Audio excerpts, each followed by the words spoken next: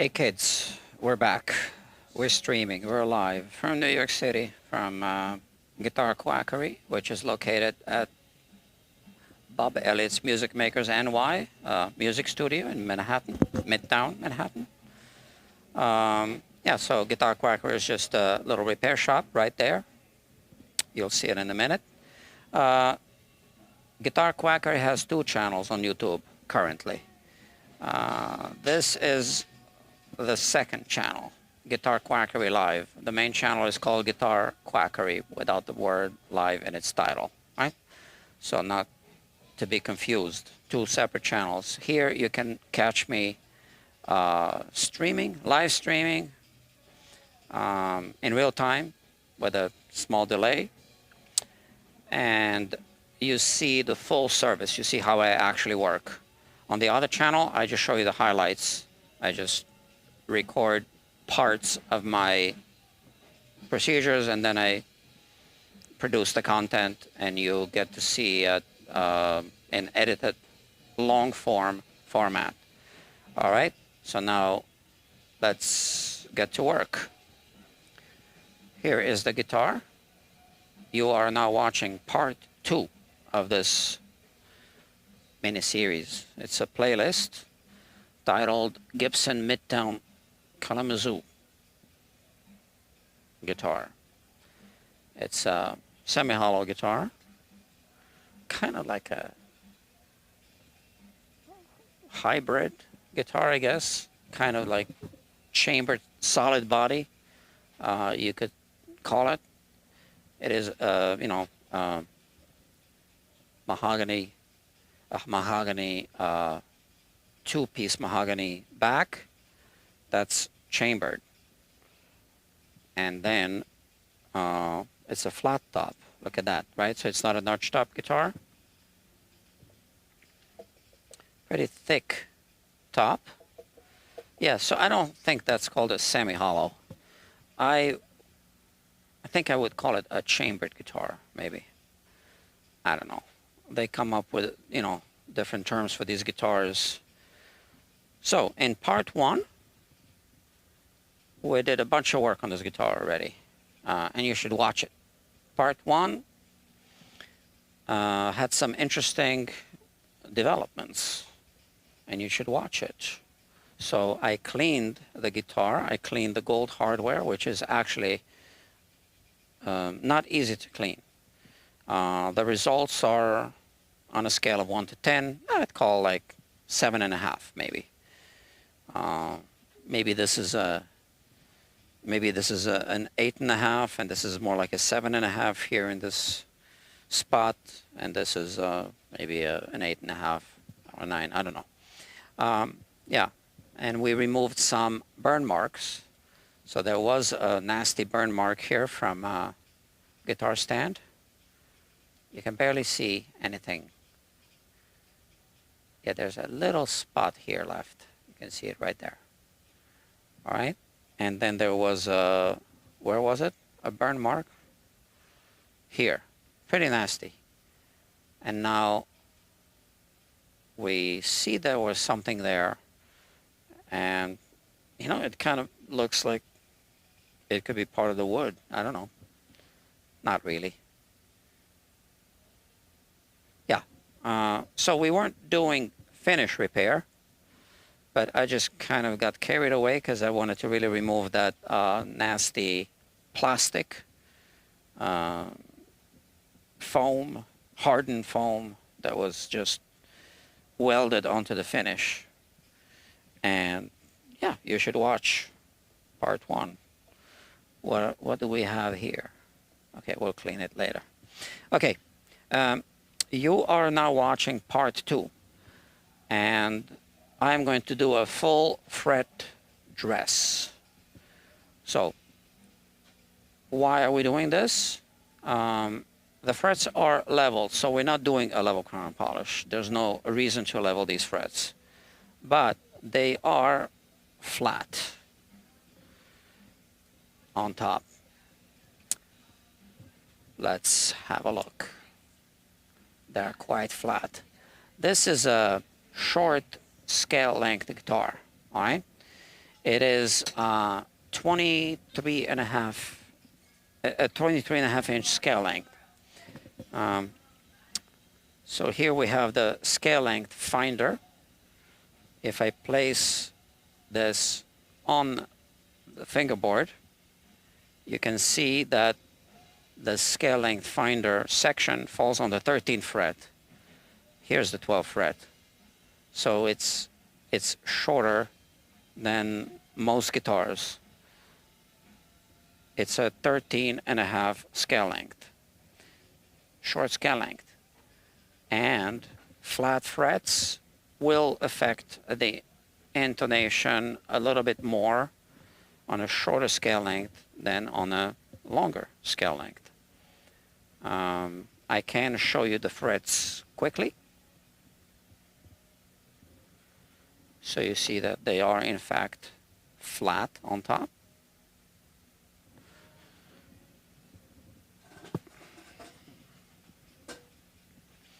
This will probably be a 1-hour video live stream.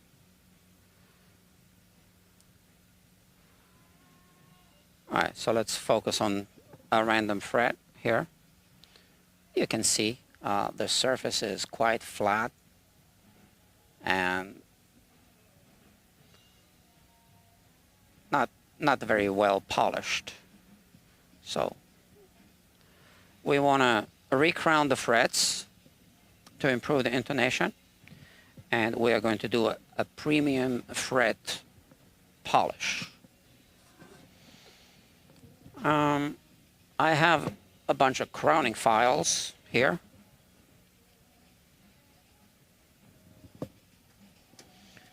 And the one I am going to use is going to be maybe this one.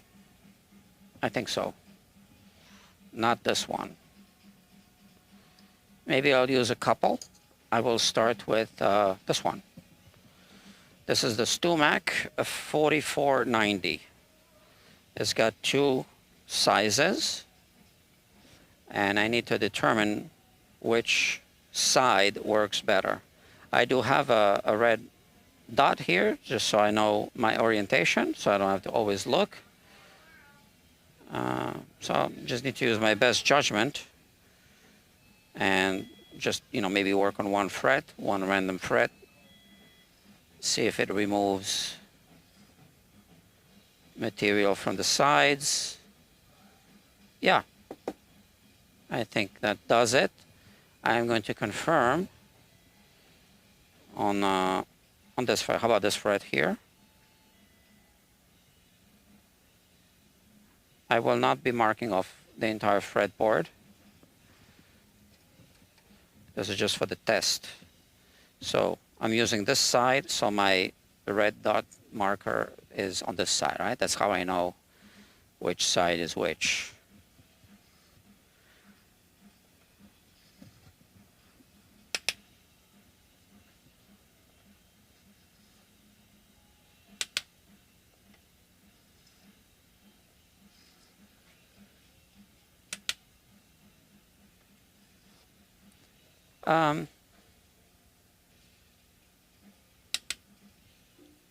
Yeah, let me try something.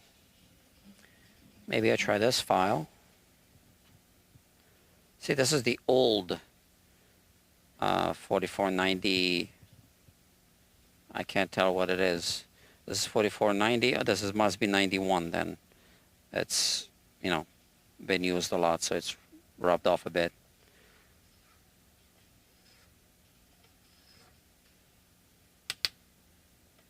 StewMac file. Let me try the other side.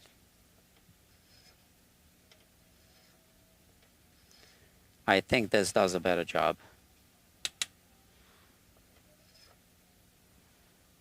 Okay.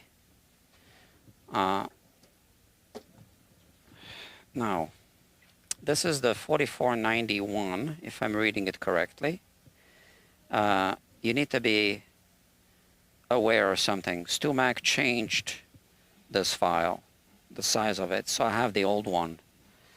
All right, so I don't know if the new one would work, but anyway, you wouldn't be working on this guitar anyway. I'm just telling you what I'm using on this guitar. Okay, that's good. Okay. And again, I have a dot on this side, so this is how I know which side is which. Let's put this camera here, and let's do some fret crowning. So I consider the 14th fret done, recrowned. So I will skip it. I'll start at the beginning. That's a good place to start.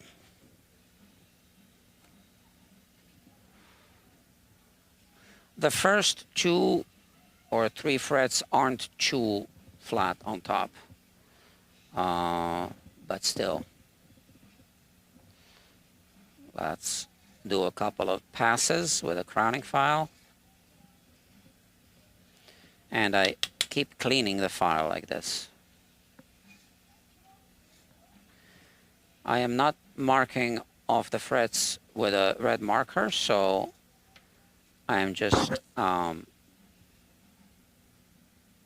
trying to catch the reflection of the light just to monitor the progress, right?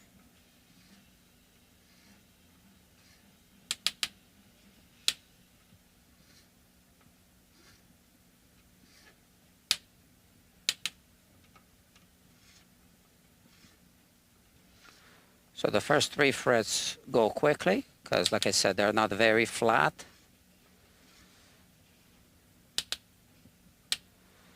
Gibson is known to be inconsistent with their fretwork. It's the truth.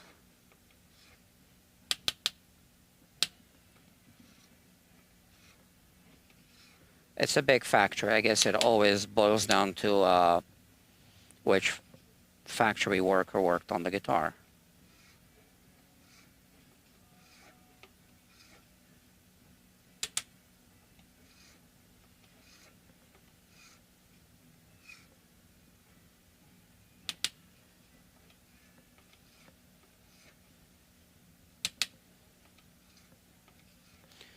As you can see, I'm not being very aggressive with the file.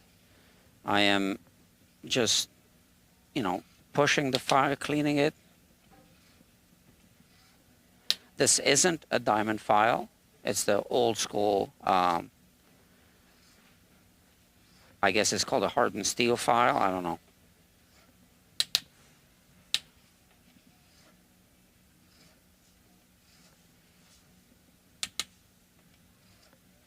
I do have a full set of diamond files, those so-called Z files from StuMac, and I do use them,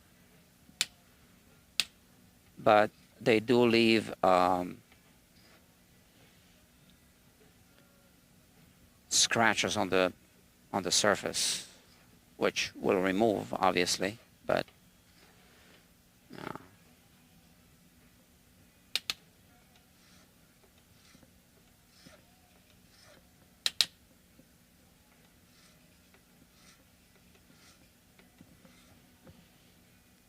okay. So the crowning should go fairly quickly, and then we'll do some sanding and polishing and buffing and prepare the fretboard for the setup. But once I'm done with the fretwork, I will work on the nut, and I think that's going to be in a separate part on this playlist. So now you're watching part 2, so I think that's going to be part 3.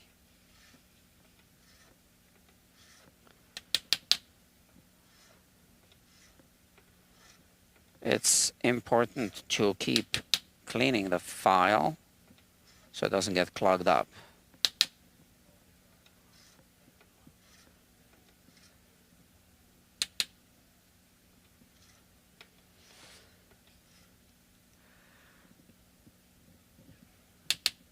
The small metal particles can get stuck, and then you need to remove them with a pin or something.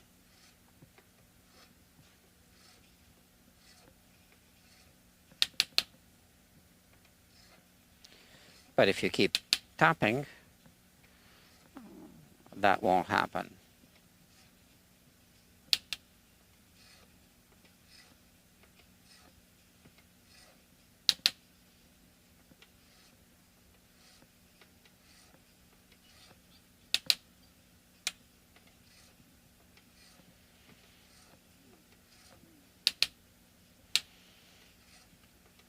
Last night, I spent the night here, the entire night. I was having a headache, and actually a migraine. I felt like I was gonna throw up, so I wasn't gonna take chances. I ride a bicycle from here to my house. It's a 1-hour bike ride.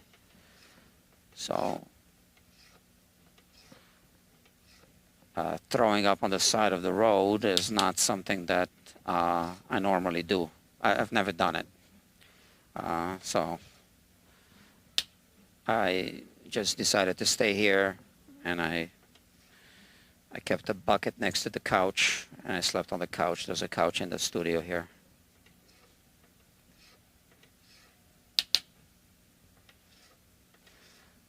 And that's why I wasn't streaming yesterday. I was going to. Usually I do stream on Wednesdays, but I really wasn't feeling good. It started in the late afternoon, but all day I just had customers. I had a lot of appointments. People were dropping off guitars and picking up guitars. So I didn't get any work done during the day at all. In fact, this guitar came in yesterday. Now, interestingly, the reason why I'm working on this guitar next day is because it's a Gibson, a vulnerable headstock, and it was dropped off in a soft case like this. So I did tell the owner, who might be watching this as we speak, that I really want to have the guitar out of the shop as soon as possible. And I told him that, but he dropped off 3 guitars. So I told him that I was going to work on it right away. So now you know how to get me to work on a guitar right away. Maybe that was a trick. Because I have this sign here. Now, I say we, but there's only one person here. So, and he knows I don't commit to turnaround time. So now I wonder if he did this intentionally to get me to do this right away. I have another sign here that says, here. Okay. The grand list. Please focus. Come on. Of meaningless questions. Okay. Look at the 3rd question. When will my guitar be ready? Meaningless questions. Asking a question that cannot be answered with any sort of rational meaning. This is the textual equivalent of dividing a number by 0, right? For more meaningless questions, please visit this website. I have that sign there. That's a new sign. And today I made a new sign. I need to put it in the stand. Shop policy. If the camera wants to focus. Okay, come on. And it's approved by the New York City Department of Guitar Maintenance and Repairs, by the Commissioner of Guitars. Now, if you watch this channel, I think you know who the commissioner of guitar affairs for the city of New York is. Let me show you my badge. So this is my wallet, and here it is. You can see here it says the New York City Department of Guitar Maintenance and Repairs, right there, right? That's the official badge of the New York City Department of Guitar Maintenance and Repairs. And now I can even certify that shop policy. Here is the official seal of the department. So why don't we do it now? Okay, so shop policy, right? And here is the official seal.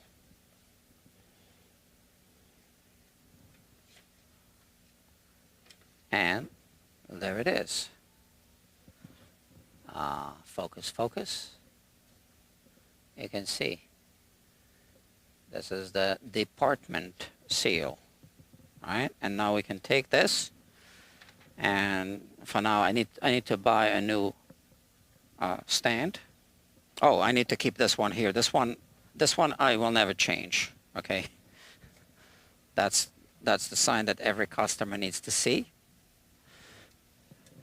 That's the one that is always here. But the other ones I keep rotating. The sign is the I do have a guitar owner's therapy service.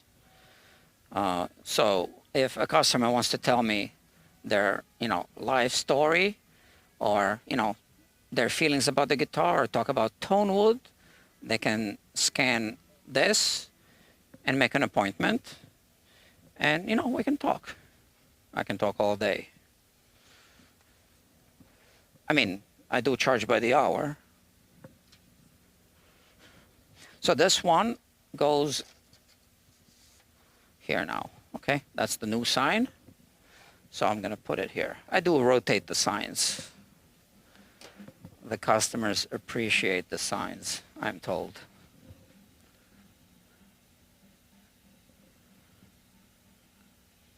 So let's finish the work. All right, enough talking. Because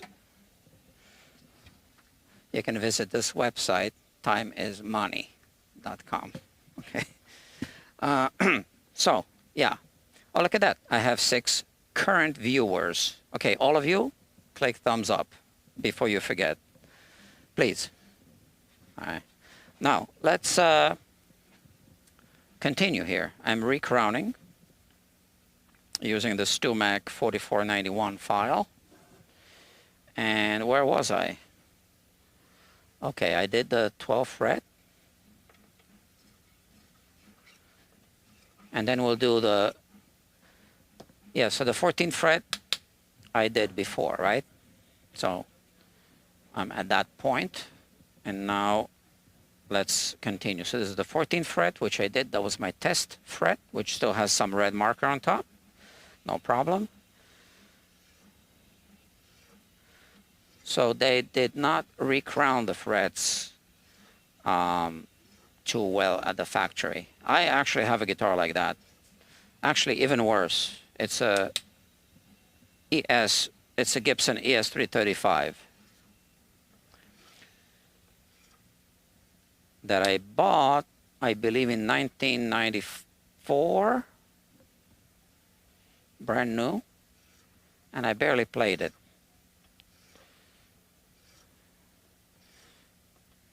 I only played 1 gig with it, and I barely played it at home.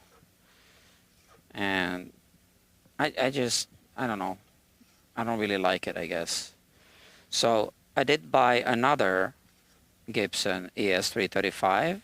So that one is black. I bought a red one, which I really, really like. So, which doesn't have flat frets. So I'm going to have to recrown my own 335 one day. Maybe I'll bring it here. Maybe we'll do a live stream or something.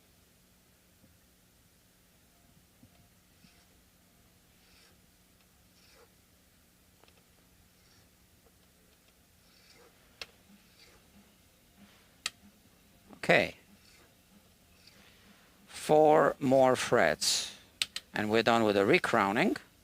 And I will check with a fret rocker just to make sure that I didn't, you know, touch the tops, which I didn't. I don't see how.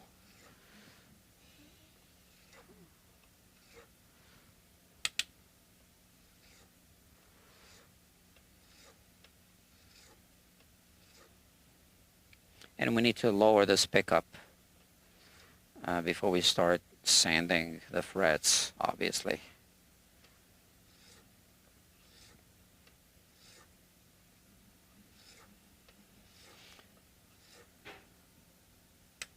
I do have these protective covers for guitars that I've been making out of, it's called PU leather. Polyurethane leather, I think that's what PU stands for. Or maybe I'm making that up, I don't know. So I don't have one that's made for this is it called Midnight Kalamazoo, I think it's called, this guitar? I keep forgetting. And I'm not going to make one for this guitar specifically because I don't anticipate having this guitar model on the bench anytime soon. Or maybe never again, I don't know. We'll see. Unless this one comes back at some point in the future, which it might.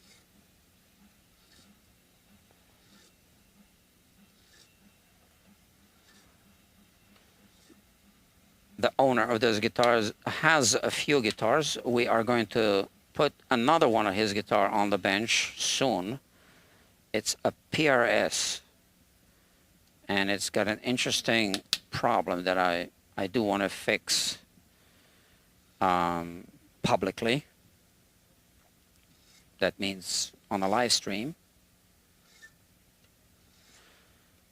Should I tell you what it is? No, I'm not going to tell you what it is. I'm just going to advise you to subscribe to this channel and you will get notified. How about that? And then you will find out soon enough.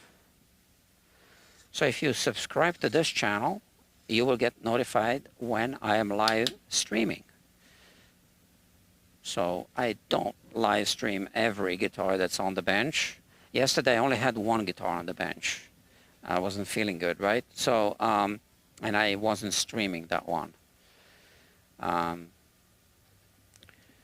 today, I think I'll only work on this one guitar. There's a little thing here that, you know, kind of bothers me, so I want to take care of that. And maybe here also.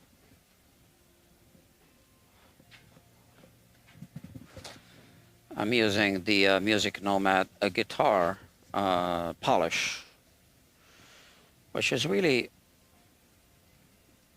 an abrasive paste there, right? Which, you know, can damage the finish in some cases. So I would advise you not, you know, yes, you can use it. You should use it, start using it, and start, you know, if you have no experience with this product, start using it, like on guitars. Start on new guitars. Don't start on vintage guitars. And then you can work towards vintage as you develop a feel for the product and how it behaves.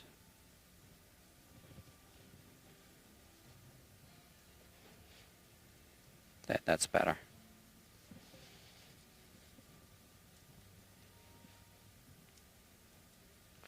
So this guitar has not been played, I'm told, but it's got a few dings on it. Yeah,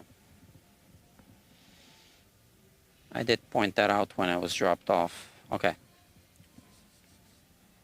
Just minor. Okay, so the frets are good now. You know, the crowns are good. So now we'll start the polishing process, and you know, I'll start with the sanding. So I have where did I put it? Oh, here, a relatively new system that I'm now using, inspired by Ken Parker, one of my favorite guitar YouTubers. He is the inventor of the Parker Fly guitar. And I made this tool, which he makes. And he says that he gave a bunch of them away to friends. And I'm going to make these tools in different sizes. So it's just a piece of acrylic with a channel. So this channel seems to be the size for these frets. I'm going to use this one. I made another one. This one is two-sided. This one is, for now, one-sided. I'm still working on, you know, this size, which size is best. Is it better to have a tall one or a short one? I did start using these files as replacement for these before I started making these. So these files do work, but I'd like to have the tools in many different sizes. So I ordered a bunch of ball nose end mills in small sizes. So that's what can be used to cut this concave channel, right? And I'm going to make a whole bunch of these tools in different sizes, okay? We wrap sandpaper around this thing and then sand the fret. I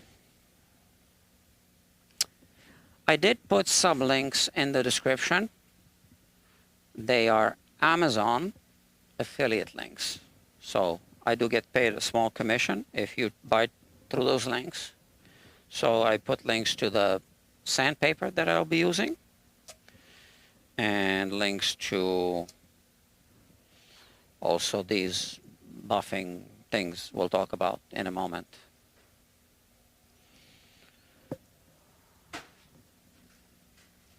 All right. Let's continue with this. So this is just to protect the fingerboard in case the tool slips, so that it doesn't scratch. I gotta decide. I guess I could use, how about 800 grit maybe? I don't know. I do have sandpaper here already cut up. Where's 800? Here. This is 800. You can see it says 800 here, okay? And now I just, it's too long, right? Yeah, I think I should cut it. Sorry about that. But that's the nature of live streams, right?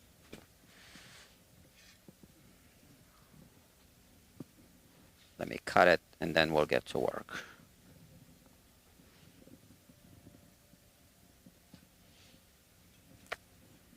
Before I forget, let me check with the fret rocker up, you know, all the way up the fretboard.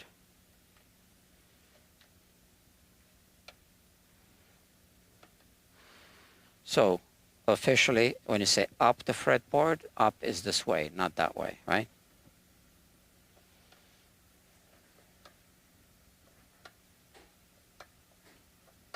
When you say higher up the fretboards is this direction.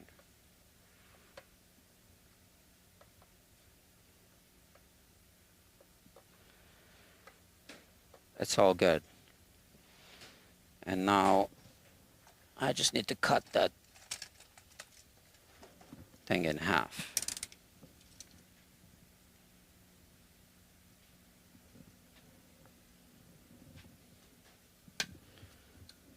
Excuse me.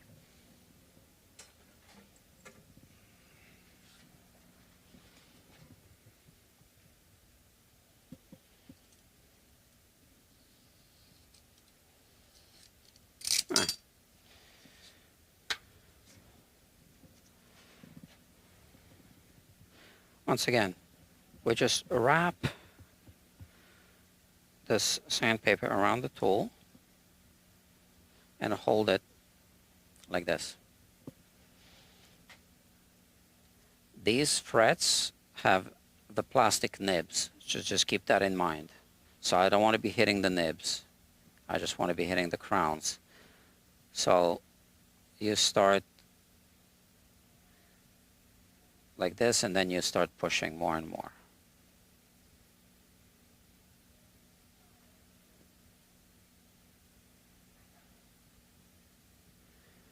So this starts off as 800 grit, and by the end it becomes something finer than 800 grit.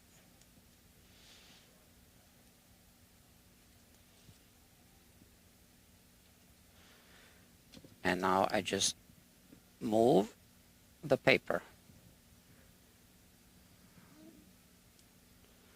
to expose a fresh part of the sandpaper here.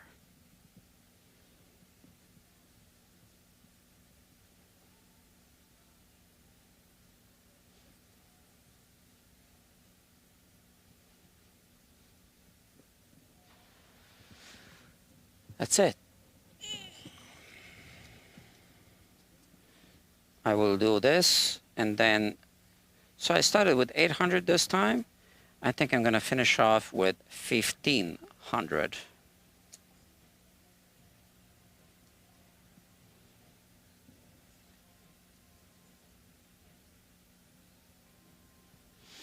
This is a relatively new procedure for me. So I'm still experimenting with the grits, but I've been getting really good results with whichever grits I used.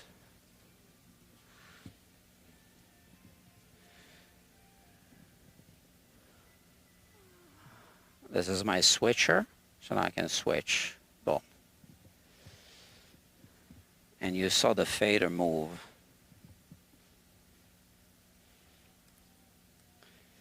Okay, I forgot to transfer this here. So this is going to take a minute, right? I'm only done with 3 frets. It's super important to keep this tight. What I think I'll do is I will use some self-adhesive sandpaper and just mount it on these so that I have more of a rough surface so that it holds on to the this sandpaper sheet, right?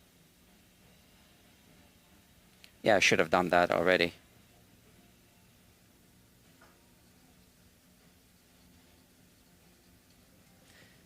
Maybe I should do it now, I don't know.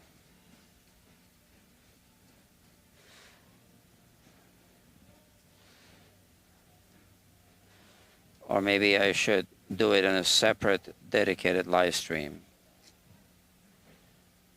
Yeah, because I don't want to do just a live stream of guitar services. I think it would also be interesting to do some,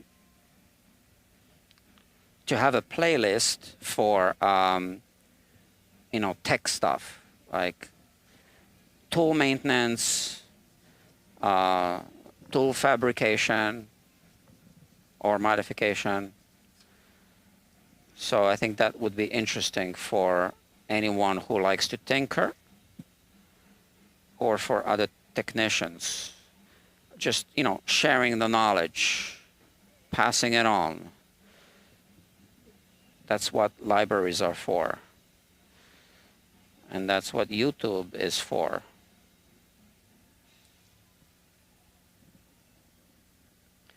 I don't feel like inventing and patenting something, because anything you invent,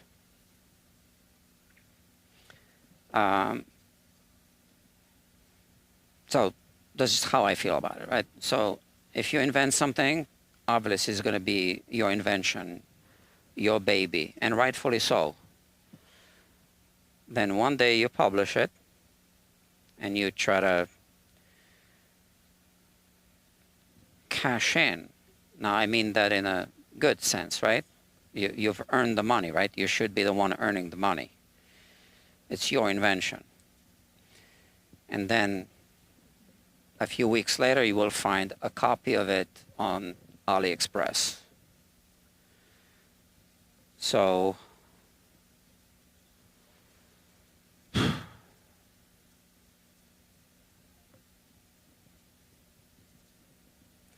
yeah, the world is not a fair place. And of course, those bastards will make a very inferior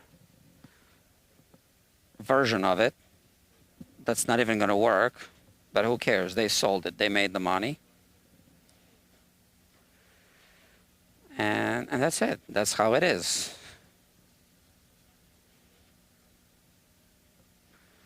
AliExpress.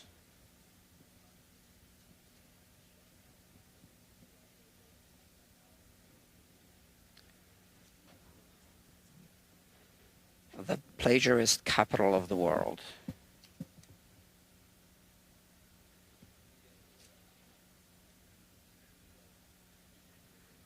And counterfeiting capital. I don't take counterfeit guitars. People have brought counterfeit guitars here, and I had to politely decline to work on any of them. I don't work on counterfeit guitars. Simple.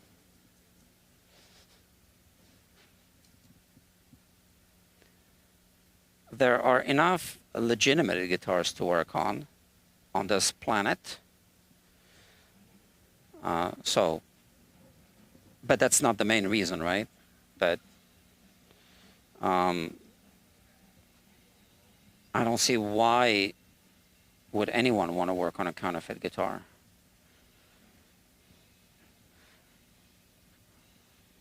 I've worked on parts casters. Oh, and I have a sign. Where's the sign? About parts casters here.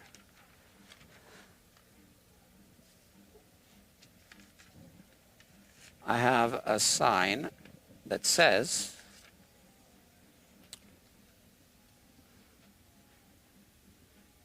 right, parts casters can get really expensive really fast. So they can be hell to work on. So I can just imagine what it must be like working on counterfeit guitars if you want to deliver, you know, a high-level outcome.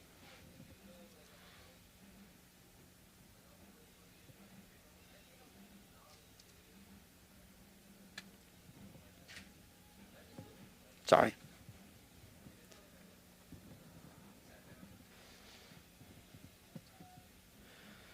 So last counterfeit guitar that somebody tried to bring here, I mean, they did bring it here.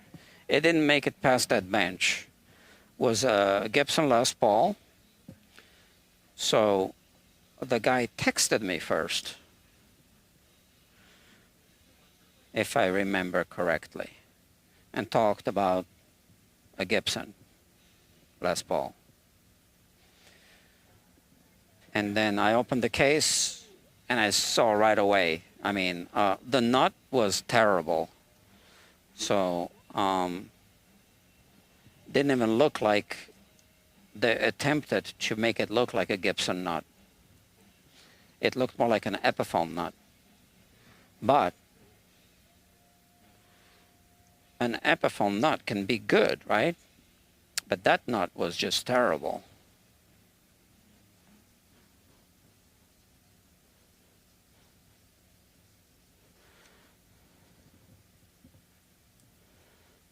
So it was definitely not made by the same people who make Epiphone guitars.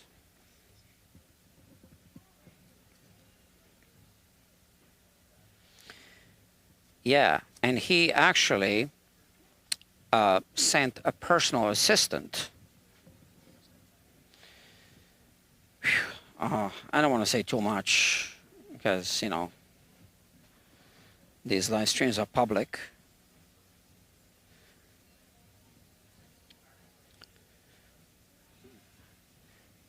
But I've had my share of customers who have personal assistants, and you would think that they're the best, that could be like the best customers.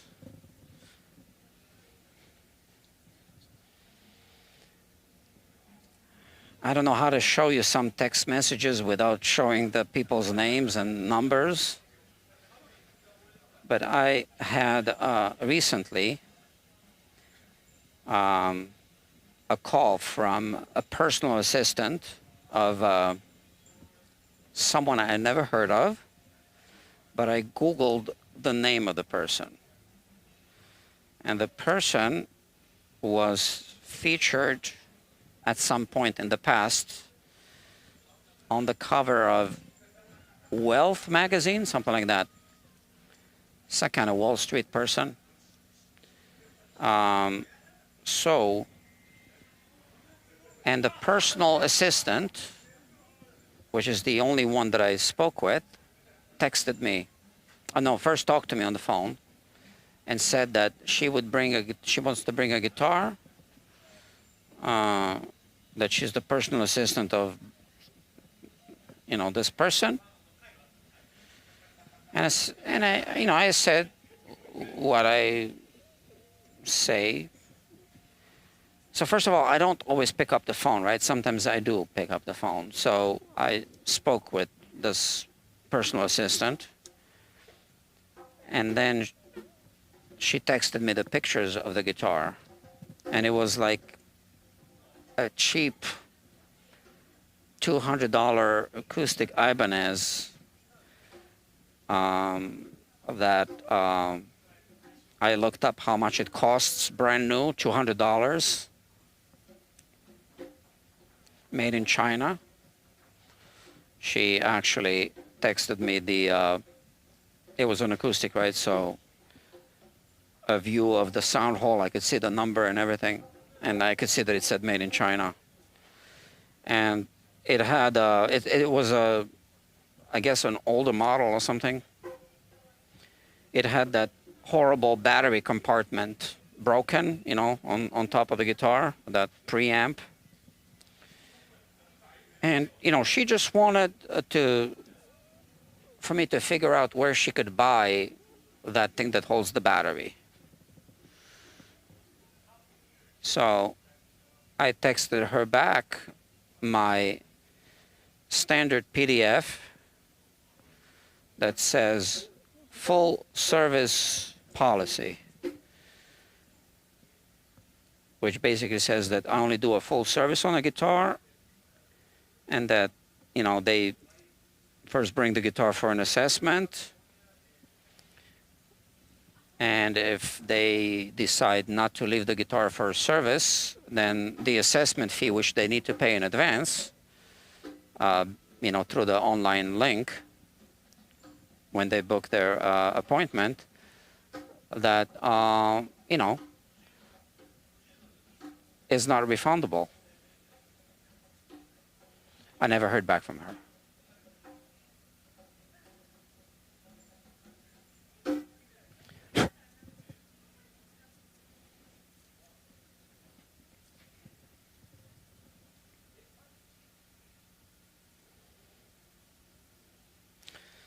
So those are two people with personal assistants. One of them was actually telling me on the phone how he actually said, "I'm not poor." Okay. And then his personal assistant brings a chips in.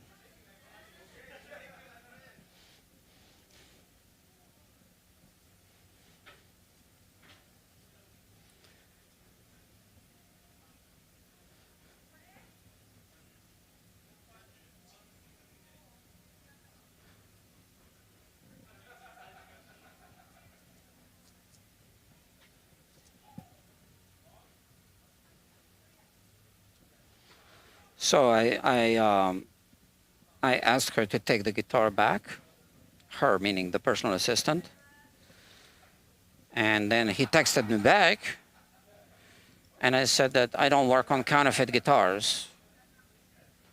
And then he texted back, "Yeah, whatever." That's what he said.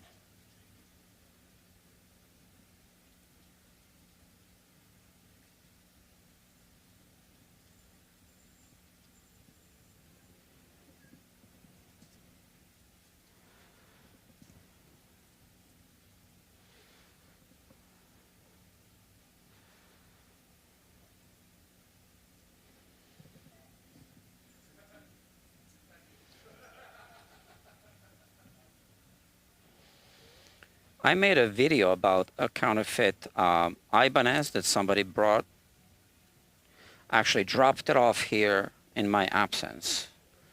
So sometimes people do drop off guitars. It happens because there's a front desk. I rent this space here, and there's a studio here, so people think they're coming to a guitar repair shop, but they're in fact coming to a rehearsal studio where one guy, that's me, rents this little space, right? So then if I'm not here, sometimes people just show up with a guitar and then ask the people at the front desk if they can just leave it here. So I can't really avoid that. That does happen.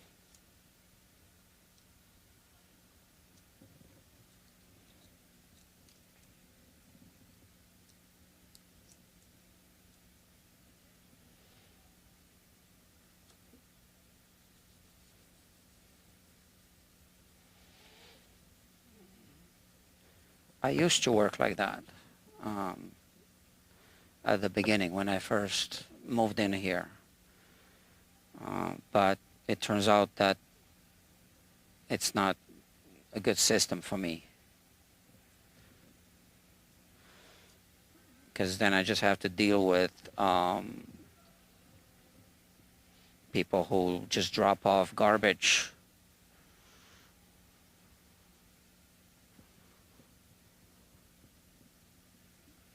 I still have, I think, 2 guitars that people have dropped off, and I said I wouldn't work on them, and they never bothered to pick them up. I still have them.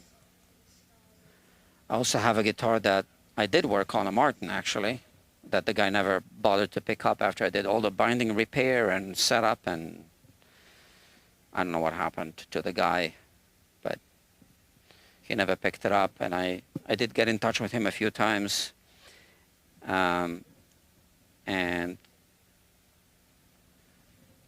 it's been like a year, so sometimes he responds to text messages and sometimes not. All right, so that was the 800 grit, okay, the first pass.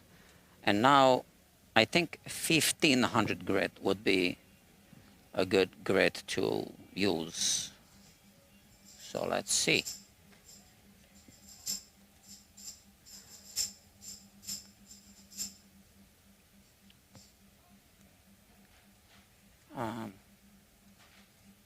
Yeah. And same thing, I need to cut it.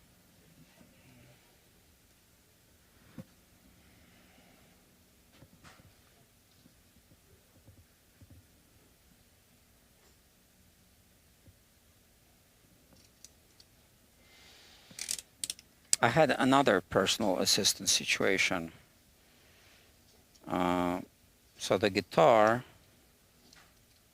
has some issues. And, you know, I only communicated with this personal assistant. And this wasn't somebody famous. It was just somebody who could afford a personal assistant, right? And I told her, meaning the personal assistant, that he, the guitar player, the actual owner, that I need to talk to him about what I'm seeing. And that didn't happen within a reasonable time frame. So then sometimes I make assessment videos, private videos, right? So let me explain this first. So right now I work by appointment only, but obviously I'm not here all the time, right? So sometimes I do make an appointment for people to drop off a guitar, but again, they need to book a Zoom assessment online, which is done with all these cameras, right? Just the way I'm live streaming.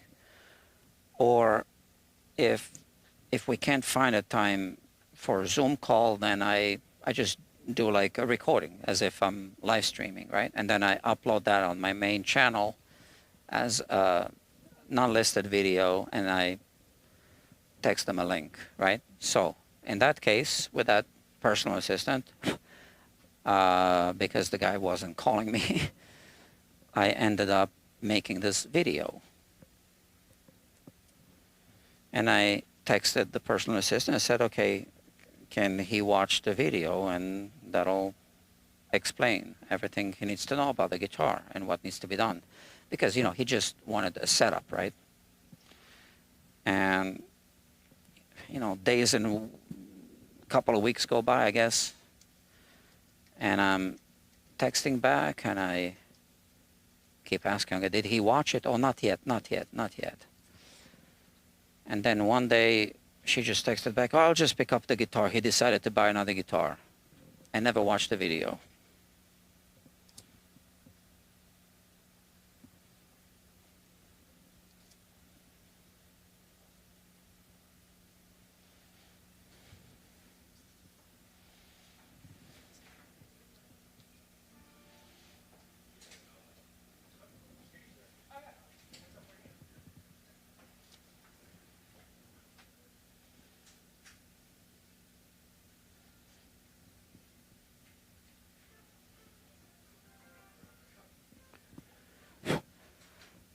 Yeah, this looks good.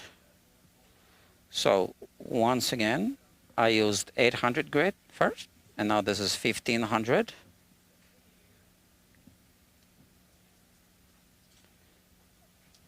And I can see the difference. I don't really think that the camera picks up the difference, but you can definitely see the difference in person.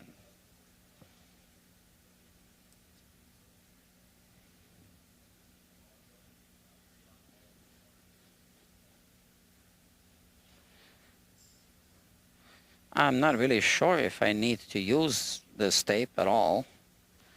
I'm just using it in case I slip.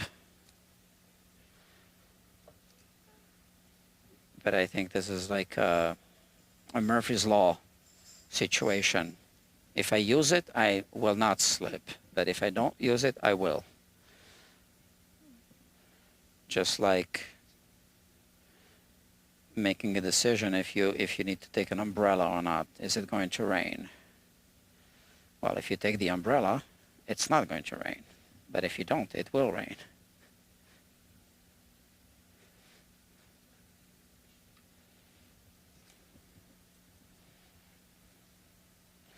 So I'd rather use the tape and not slip, because if I slip and there's no tape, then I'll be repairing the scratches. Okay.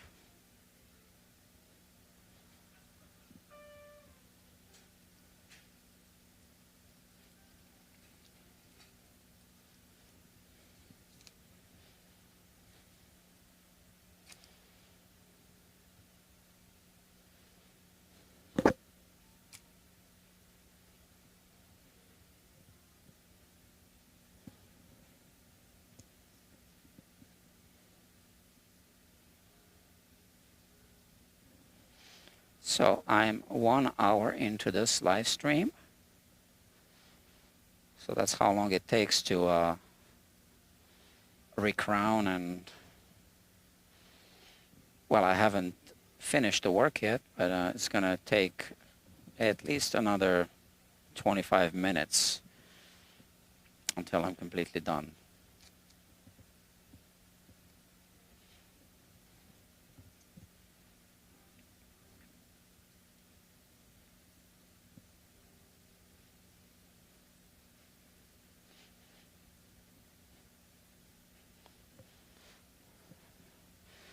I like what I see. And like I said, I put links to the sandpaper, Amazon affiliate links, which pay me a commission.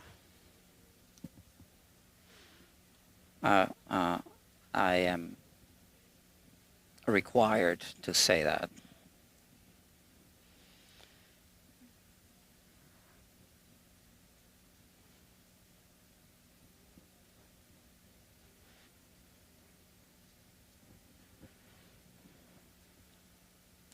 So one thing that I learned from this technique, and I'll show you.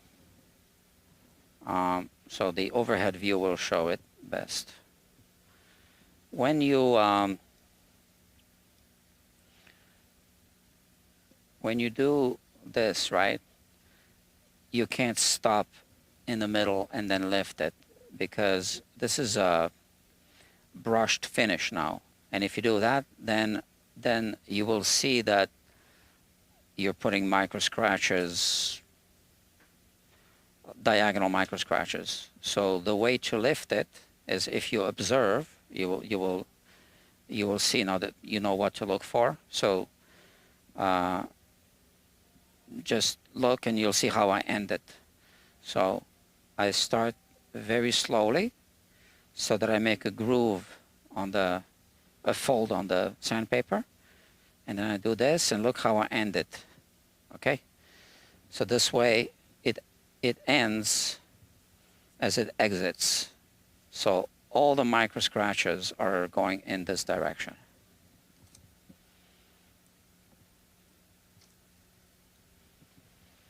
So I'm going to do it again without narrating it this time.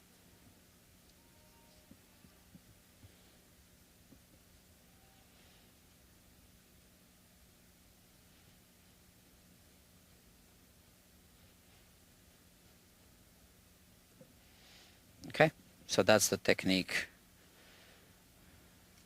And one more time here. And I noticed that this is more important with the finer grit, not with the first pass, which I normally do with 600 or 800 grit.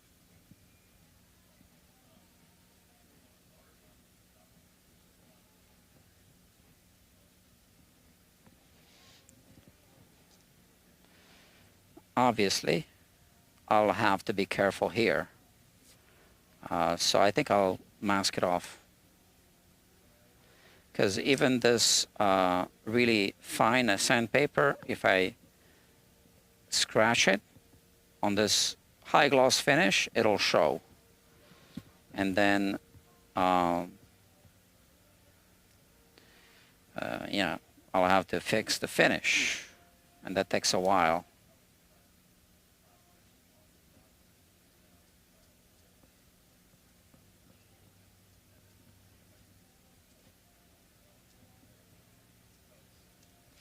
And why don't I do it now?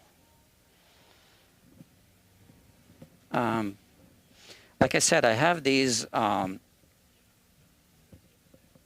covers for guitars.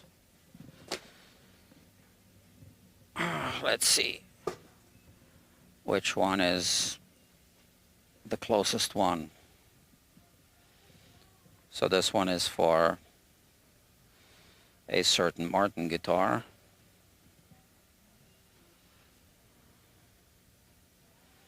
Yeah, that's okay. That's the Les Paul. Let's see. No, too small. Yeah, this will do. Right.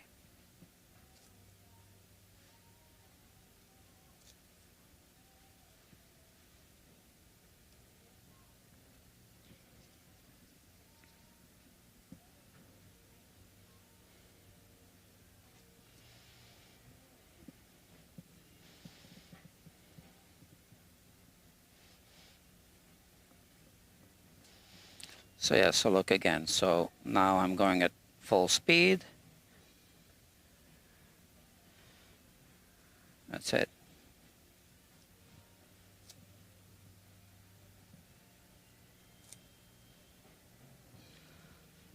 Uh, I had a call the other day. Somebody wanted to work here. A young person, a bit, I don't think, understanding how things work, with no experience, and wanted to make some money and learn while getting paid. Yeah, I wish. On customers' guitars, right?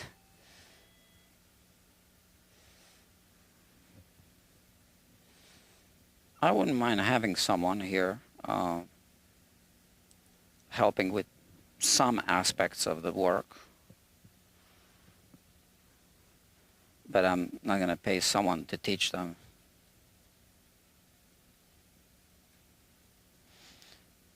Especially when someone tells me that they have no experience.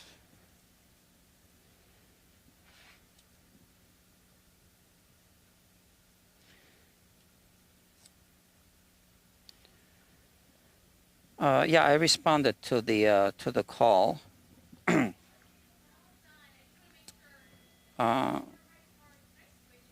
I think it was just, a young person that, just simply just doesn't know how these things work, right? That's okay.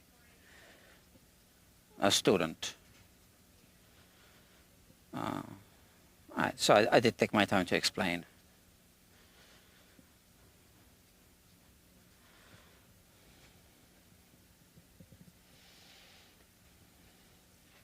Was it yesterday or the day before?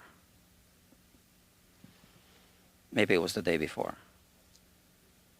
Yesterday I had a headache, right? So it must have been the day before.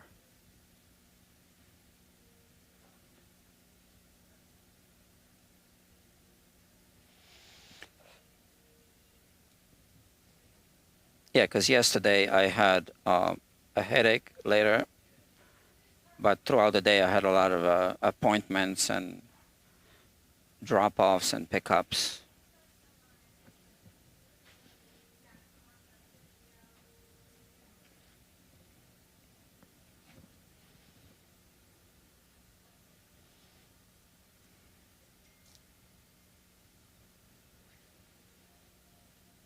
Sorry, a text message just came in. Okay, I know what that's about. It's another customer about something, about a guitar. About a guitar, so interestingly, he just picked up the guitar yesterday and dropped off another one. He picked up that Martin guitar with a crack repair that appeared on this channel. It's the Ed Sheeran Martin with a crack repair. And he dropped off another Ed Sheeran Martin guitar. He collects them. So that one, I missed it. But it also has a separation. So the soundboard is glued onto the side, but the side is not wood. It's that, whatever you call it, formica or melamine, I think it might be called.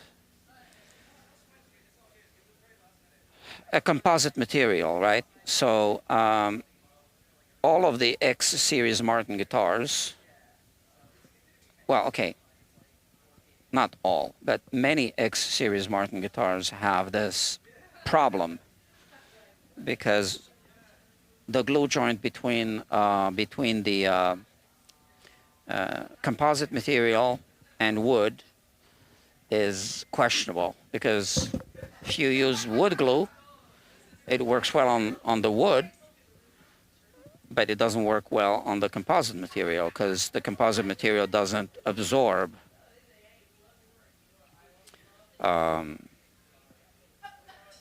wood glue, right? So I don't know what they use at the Martin factory, but you know, if they use wood glue for that, I can see how that would fail over time.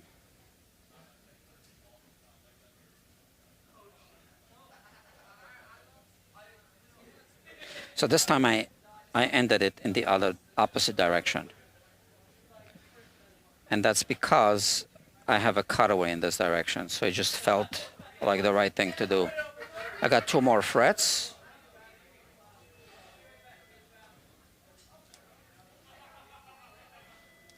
And you'll see.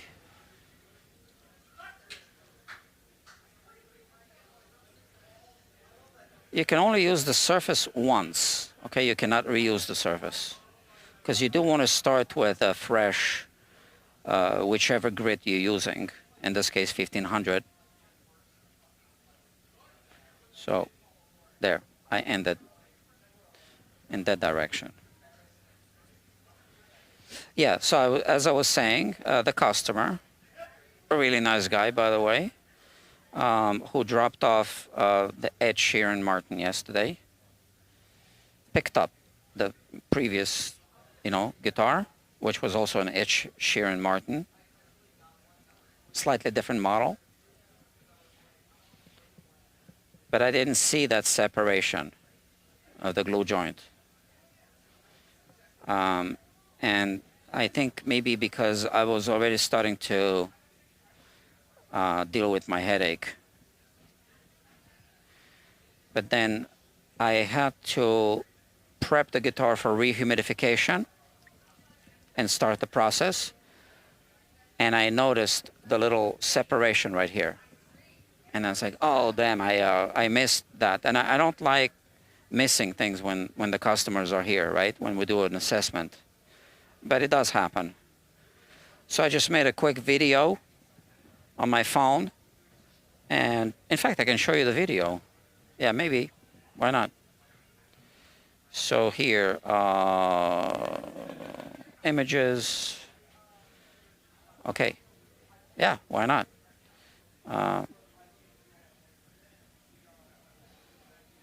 Why not? Okay. Let me switch the camera.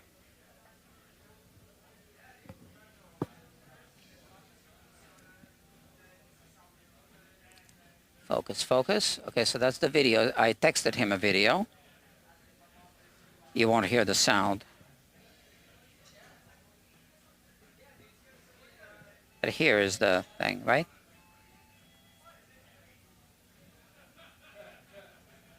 As you can see, we have this issue. Yeah. And I texted him this, and now he can see it. Now, he wants to fix it. He just texted me back. Okay. So, this is done.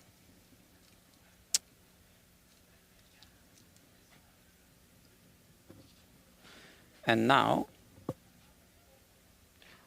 I'll start buffing the frets. Okay, 4 of you watching, no problem.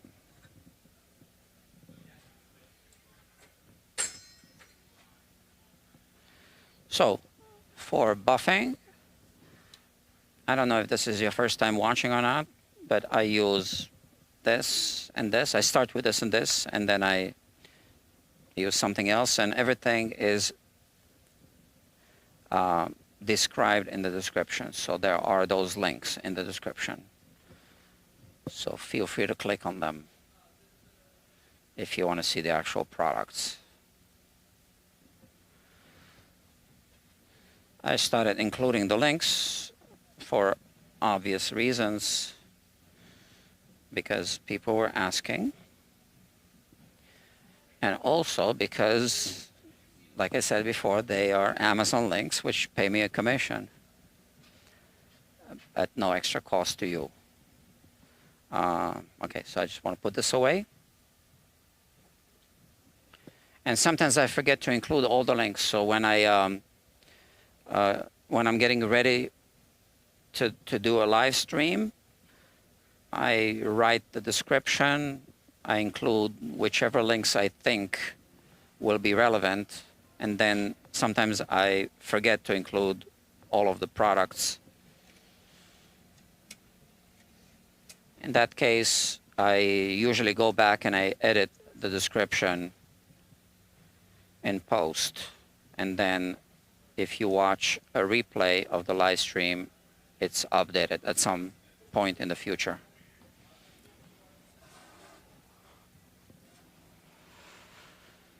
Okay. I don't need a crowning file anymore, for sure.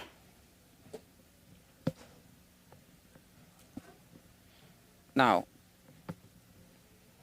for those of you who use this technique with a Dremel or whatever tool, I just want to make you aware of the fact that this is in fact splashing this material, the compound and the little fibers. So as you can see, I am holding my face away from this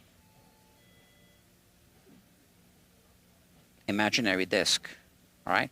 So, and you know, I discovered that one time when I had to blow my nose and all this black stuff came out.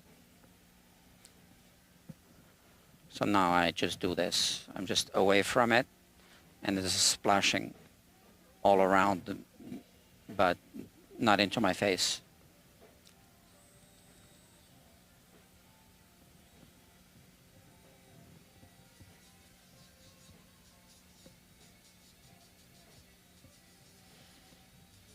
So this is the somewhat coarse buffing compound.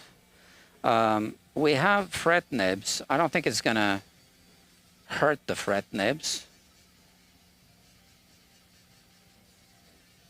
but we don't want to spend much time on the fret nibs, right? And we will have to clean up. I always feel that on the first fret, this thing needs to kind of warm up a little bit. Maybe first couple of frets.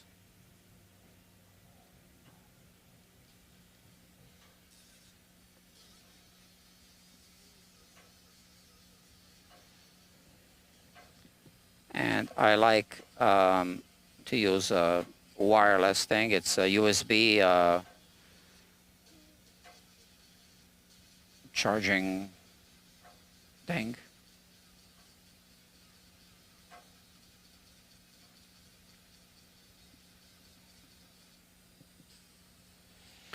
It's the annoying micro USB. It's not the USB-C. Oh, and I am forgetting something. I think I still must be recuperating from my headache from yesterday. Yeah, I'm serious. I'm still not feeling 100%. Sometimes migraines knock me out for 2 days. They're not as bad as they used to be. Okay.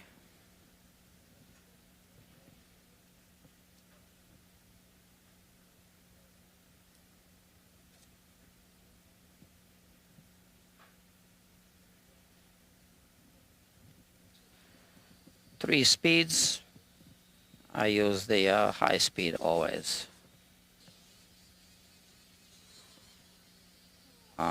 Speeds 1 and 2 are not just slower, they have no power at all. So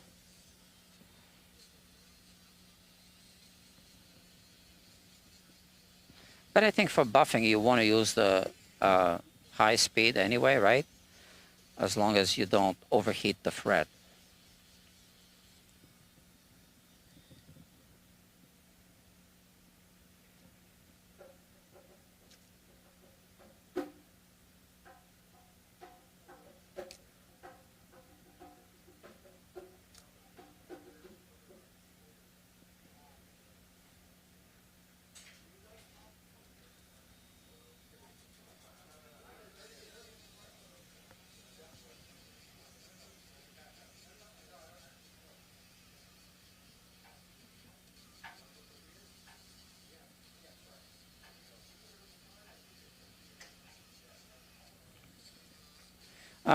If you follow this channel, you might be aware of the D'Acquisto guitar playlist.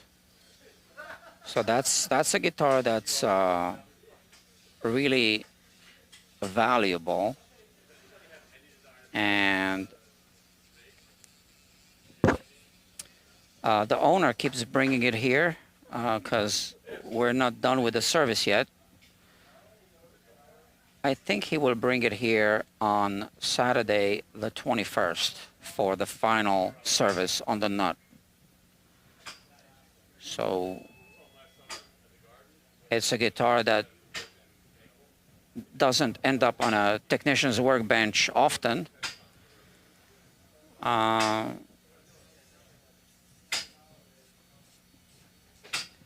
It's really an interesting guitar, right? So handmade by Jimmy D'Acquisto.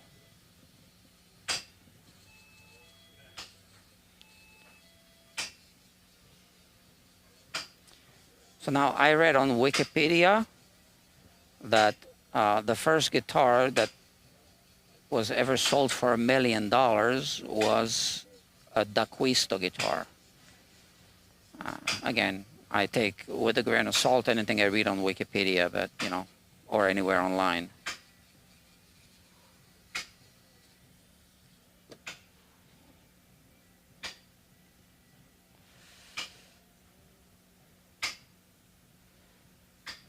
So the owner of that guitar ordered it from Jimmy directly. And it took him 2 years to complete the order, so he wasn't working on it nonstop, right? But it was done 2 years later. And I think, well, actually, I don't want to, because I was going to tell you how much he paid for the guitar, but I don't think I should say that, right? That's his personal business. But we are trying to figure out how much the guitar is worth now. I don't know. I'm not an expert at vintage and collectible guitars.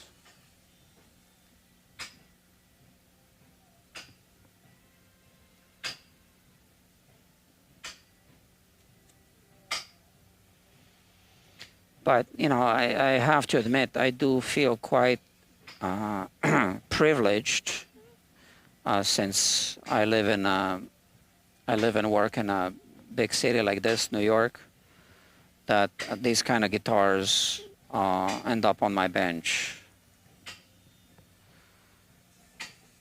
So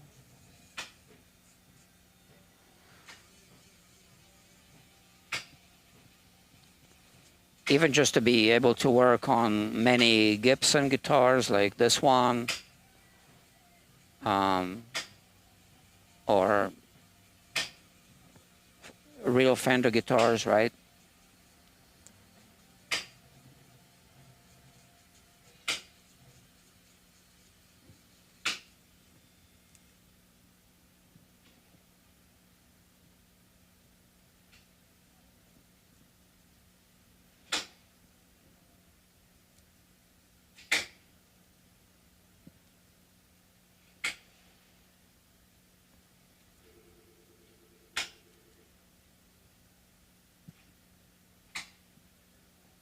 If I lived in a small town, my business would definitely be different. I probably would still have a YouTube channel uh, at this time, right? Still probably be live streaming at this time. But um, the guitars would be different for sure.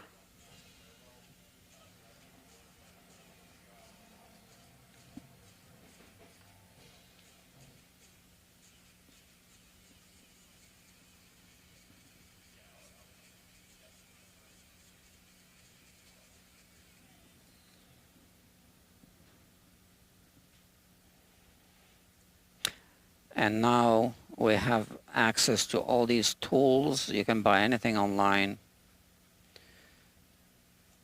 That wasn't the case, let's say in the 1980s or 70s or 90s.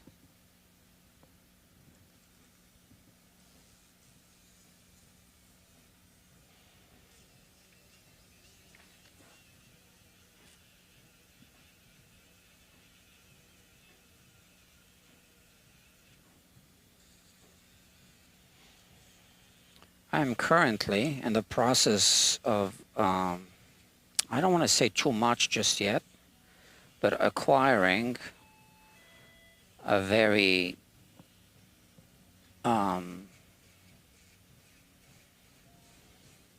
interesting piece of equipment. It's not a guitar product. It's not a, yeah, it's not a piece of equipment made for servicing guitars at all.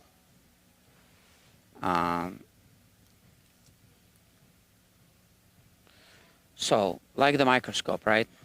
It's not made for servicing guitars, but I use it. So it's something along those lines, right? It isn't a microscope, but it's something, again, that's not made for servicing guitars. And I have an idea to use it for servicing guitars. But I have actually been developing this idea in my mind for quite a while. And now I found, and I will talk about this when the time comes, right? I will disclose all the details, right? But not just yet, because I got to put it together first. So it's a piece of equipment that's expensive. But it would change how I would work on guitars, for sure.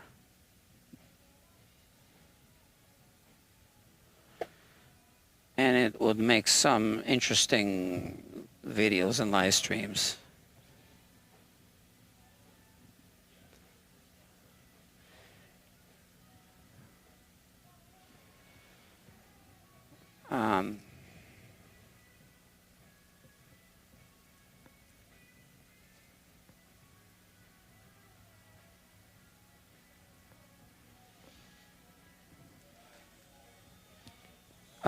So the company that makes that piece of equipment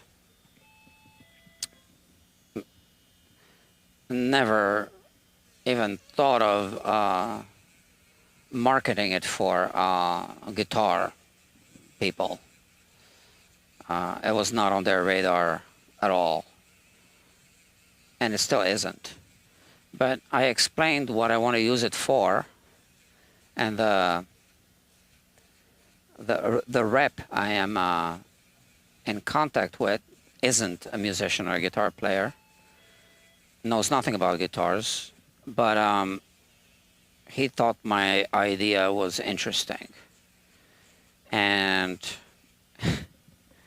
he went through the trouble of finding someone at their company who owns a guitar, and they started testing it on this person's guitar. So I don't know, maybe that person might be watching this live stream right now. I don't know. And the results were very encouraging. And he emailed me some materials, results of the experiment. So he got approval from well, I guess he got approval. He got some other people involved in this whole thing. I have to read the email again. So if this thing happens, I can tell you one thing for sure. It's going to be really interesting. And I think it will happen. I just need to figure out how, how I'm going to pay for it.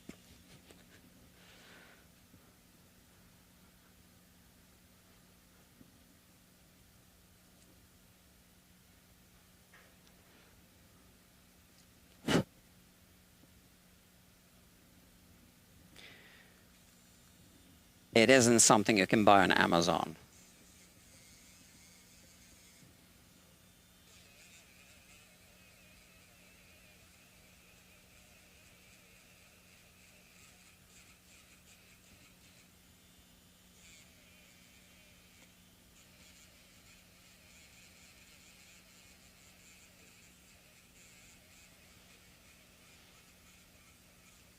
So I am moving towards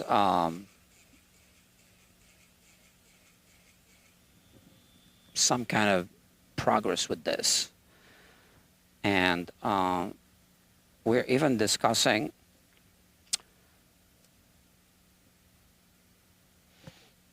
a video that I want to make, which would be a presentation of the idea.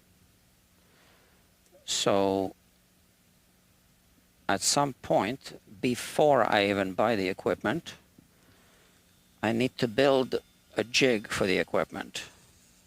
And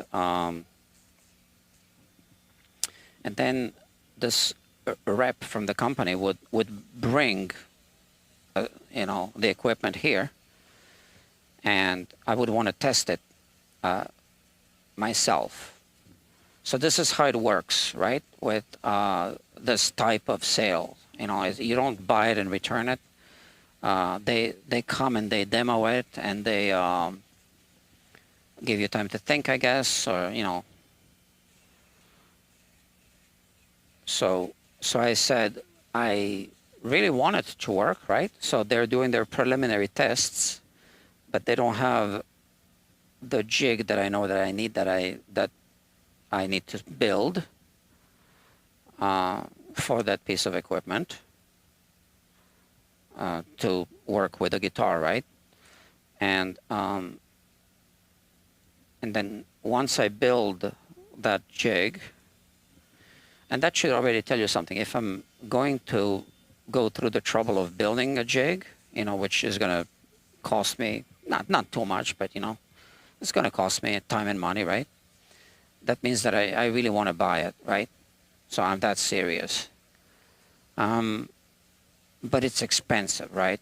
It isn't something that I would just buy, and then if it doesn't work out, whatever, right? So it's not that price range.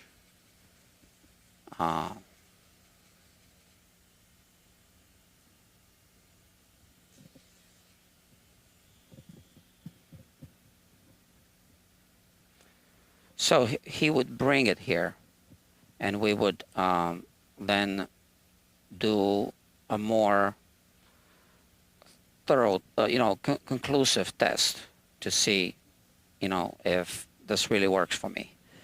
And then maybe I could just buy it on the spot, write him a check, and be done with it, or I would need to,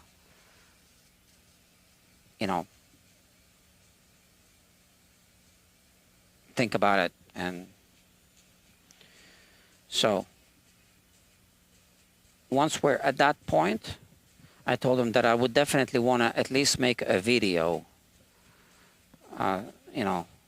because So it's like this. The equipment is going to work, all right? I know it will, right? It's just that I won't be able to buy it on the spot. I already know that. See, I cleaned those pickups, and now I'm putting my fingerprints all over them.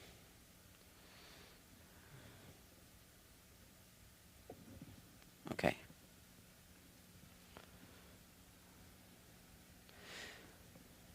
All right. So it is happening. This thing is happening. I just really can't talk about it just yet.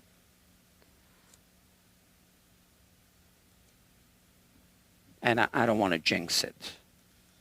So I don't want to say too much and then jinx it.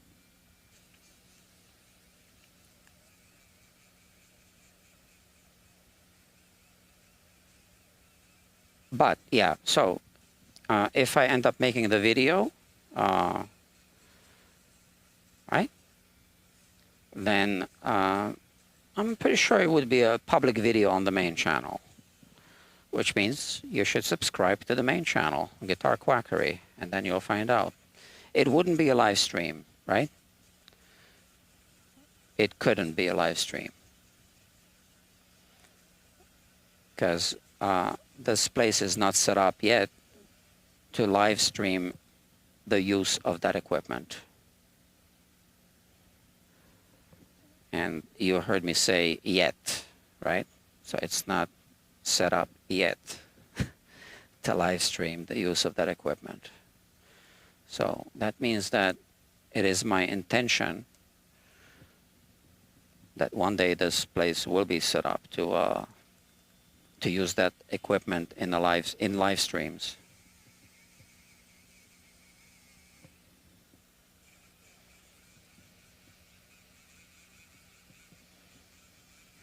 And the beauty is the plagiarists that sell on AliExpress would not just be able to make their own version of that.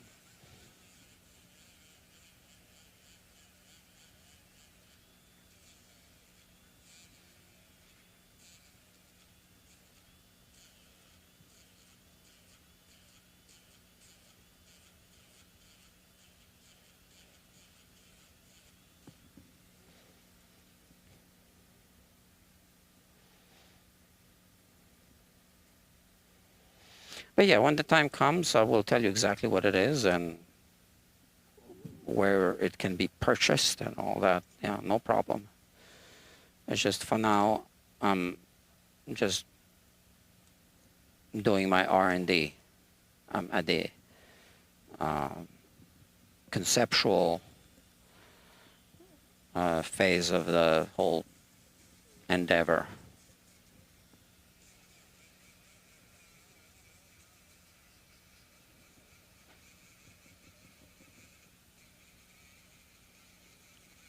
Obviously, because this is a business, right? This is not just a facility for my own entertainment. I do have a plan on how to monetize with that equipment, which I can talk about whenever I make my first presentation video.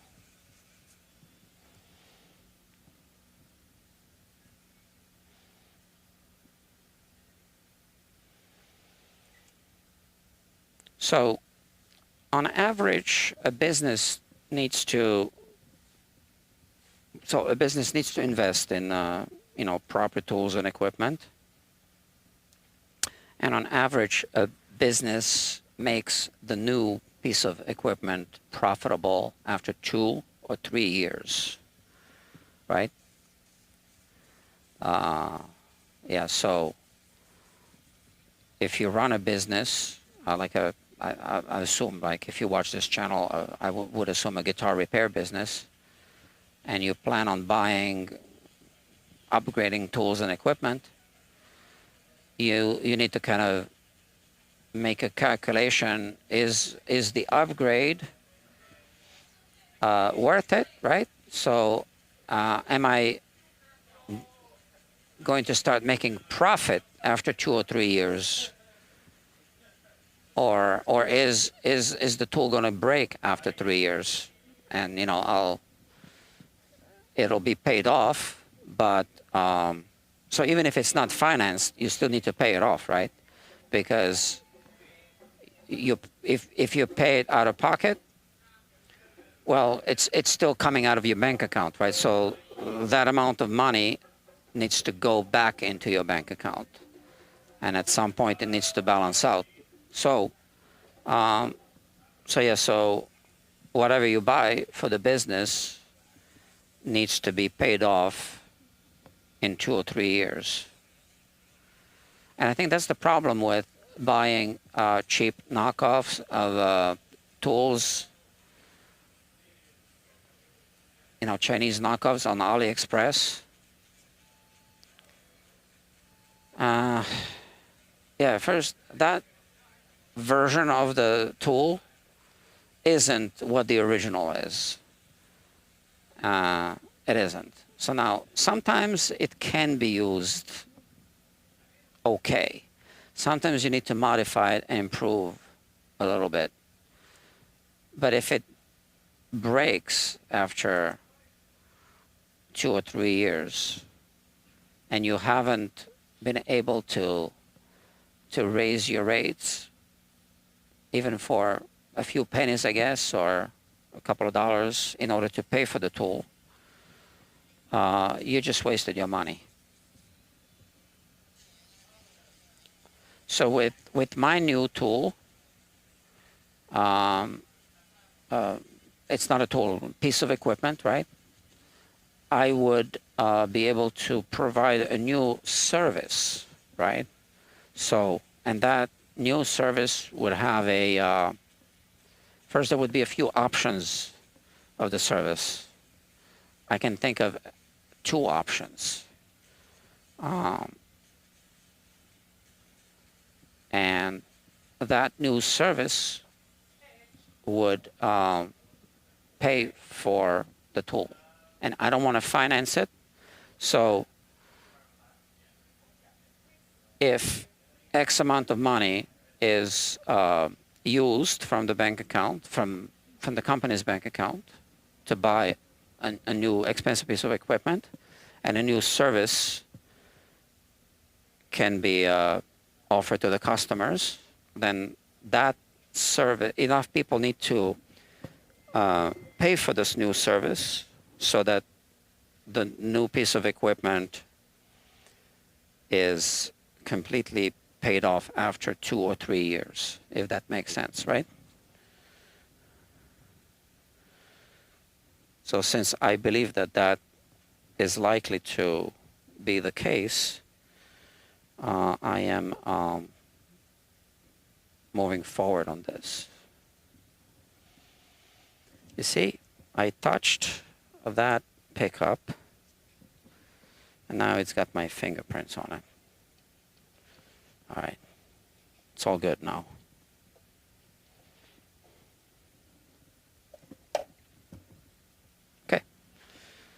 Okay, it didn't heat up too much, so let's start recharging this battery.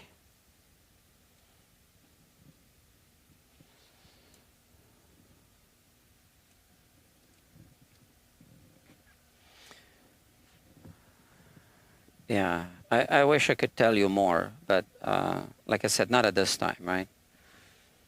For many reasons. It doesn't make sense. I don't have it here yet. I can't show you a video. It'll just be more exciting if I just show you.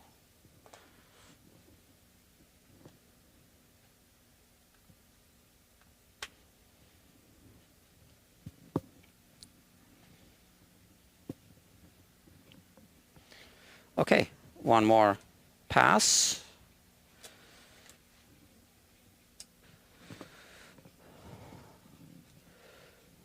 So I've been streaming this for an hour and 46 minutes and 25 seconds.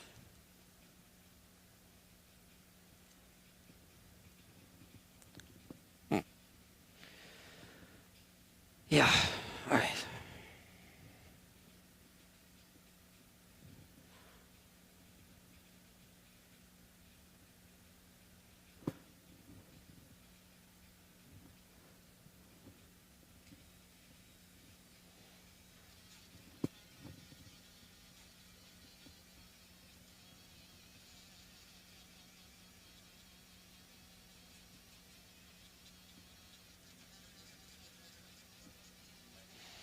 I used to offer standard and premium level service. Now I just offer premium. That's it. That's the level. I don't know if you can see the difference. The camera doesn't pick it up.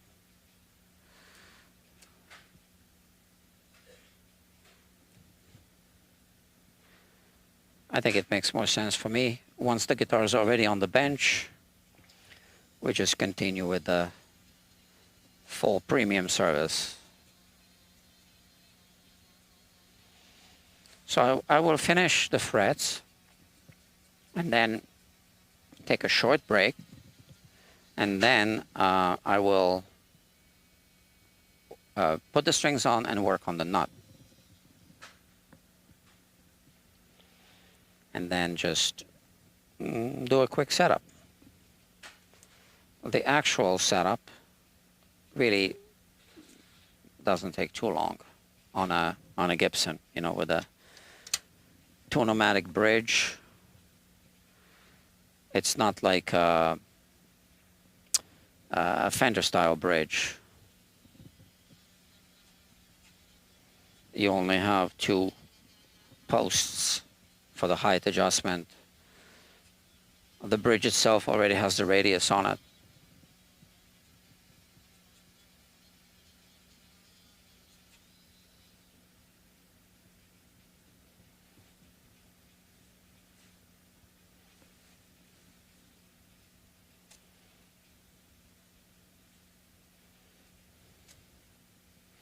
And then you know, the intonation is just 6 screws.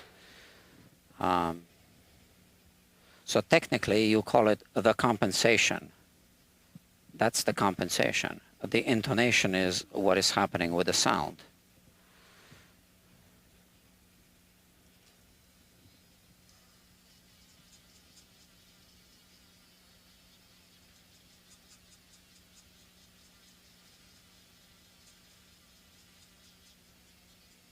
If you want to be technical.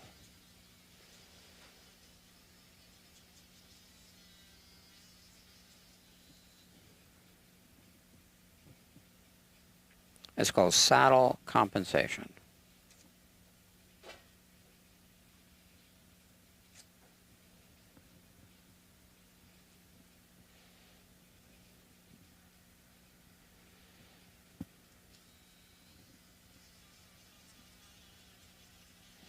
I have 3 of those. So the third one is a spare one, obviously. I highly recommend them.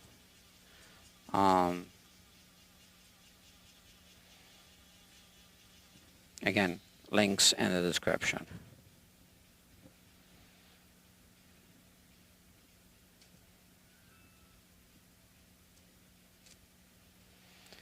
So that's a Chinese knockoff of a Dremel, I guess.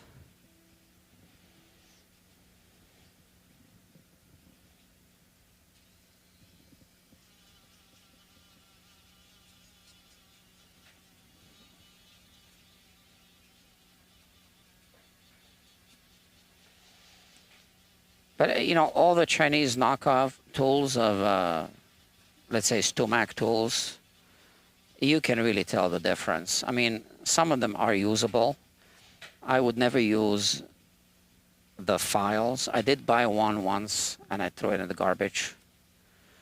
It kind of looked interesting on the picture, but it was complete garbage. A file for crowning file, because I actually like files. I kind of like to collect them.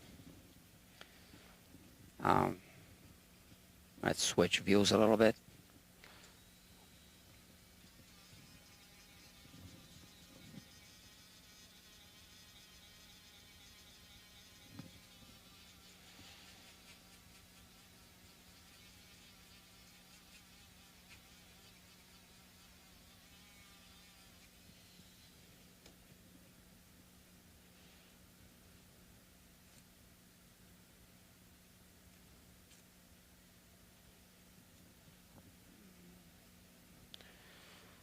So yeah, for example, I have this StewMac tool, right? And I once bought the Amazon version of it, and I returned it. I wanted to see if it was good.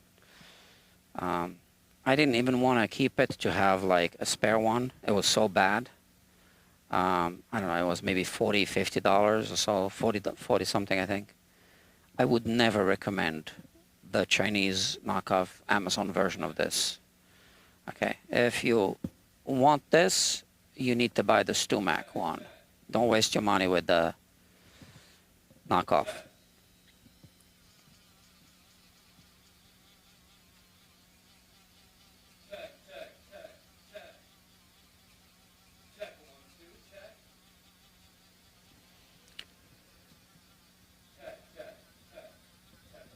I mean, it kind of worked, but it was just so disappointing. I just didn't want to keep it around because I knew what the actual tool is like, right?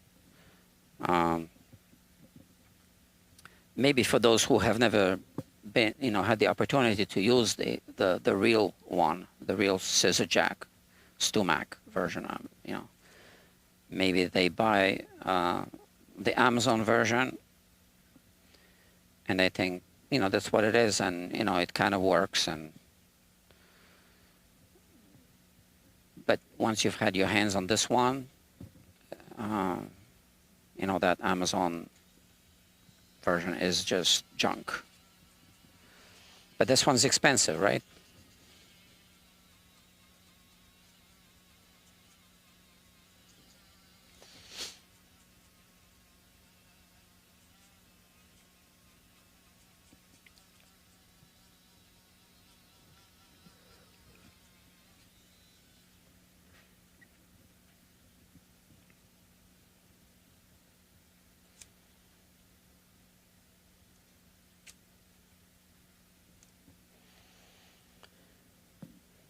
Yeah.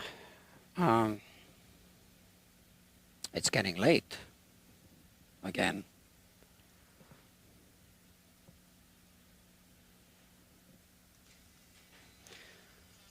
The frets always take a long time. Oh, here I am messing up the pickup again.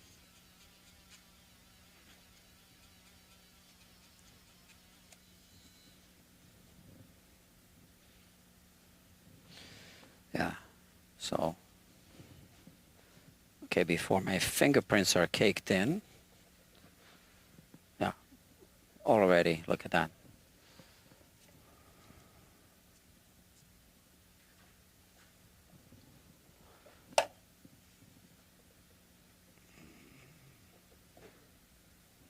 Okay, now it's super clean. Actually, it's even better than it was before. So maybe using the detailer after the jewelry cleaner is the way to go. I don't know. Looks like.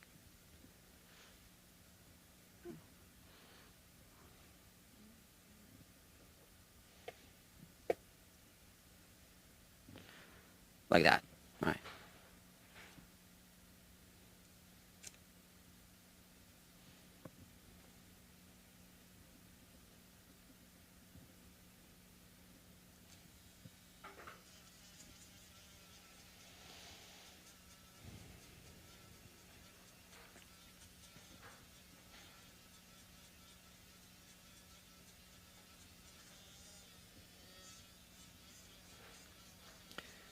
Yeah, I need to find someone who's just going to do this, because I can teach someone how to do this so that I can work on other guitars while someone's polishing the frets.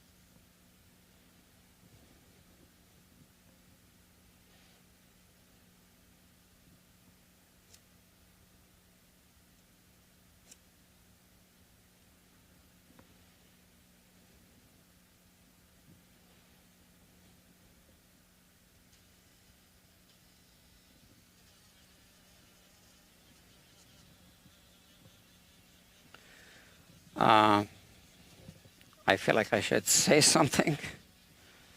I'm not inspired. What could I talk about? Mm.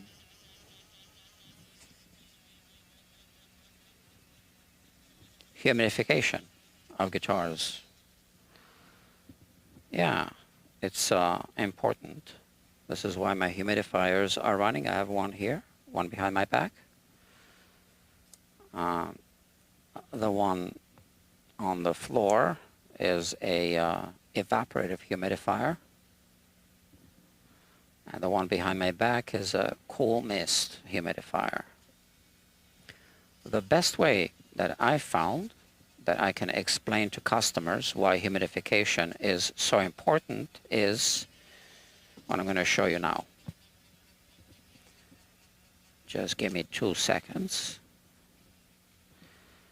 You know, you try to explain to customers that the guitar will dry up. That concept is very foreign to anyone who hasn't worked at a repair shop.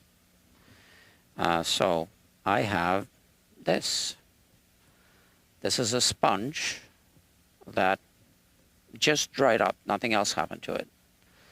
And I explained that this is exactly what happens to the soundboard of a guitar, because it has braces on the bottom, right? And the braces are holding the surface tension of the soundboard from the inside. So when the wood shrinks, it collapses like this. And then the strings go down and your guitar is buzzing. And then if it continues to shrink, you get a fracture, a crack. And when people see this, they immediately understand how something dries up. I almost don't need to explain it. And then I, advise them to take care of the humidification. But it's not just for acoustic guitars. Electric guitars can suffer from dryness as well.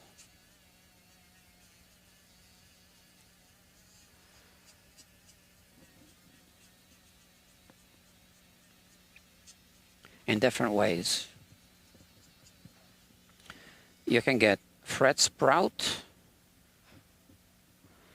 or the binding separation, like on a Gibson, from the fingerboard. Fingerboard shrinks and the frets just push the binding out. Well, the frets don't really push the binding, right? The frets stay where they are, but the fingerboard is shrinking, and the binding cannot follow the two sides of the fingerboard, because the fret ends are preventing the binding from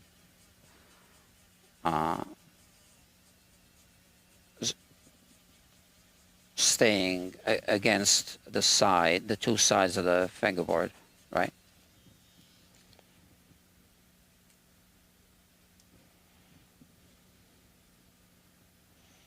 So yeah, when people see that sponge, I can convince them that it is important to humidify the guitar.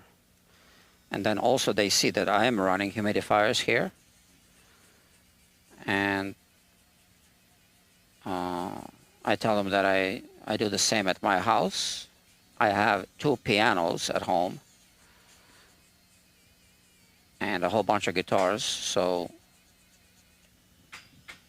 it's important. Let me check the batteries. The battery on my laptop, okay, it needs a little charge, and the microphone batteries are still kind of okay.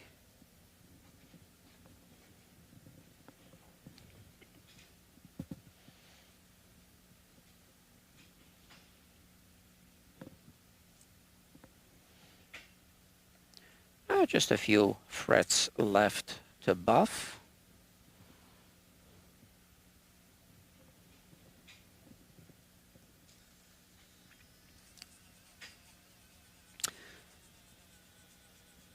Yeah, so I have the old strings here. I think I'll put the old strings back on for the nut repair, and then I'll restring the guitar. That's what I think I'll do. Now the question is, would I... This fingerboard is pretty dry, so I need to oil it. I have the coconut oil right here.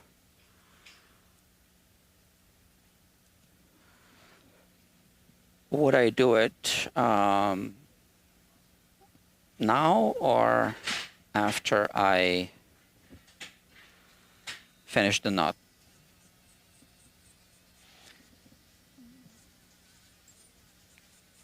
I still got a few minutes to think about that.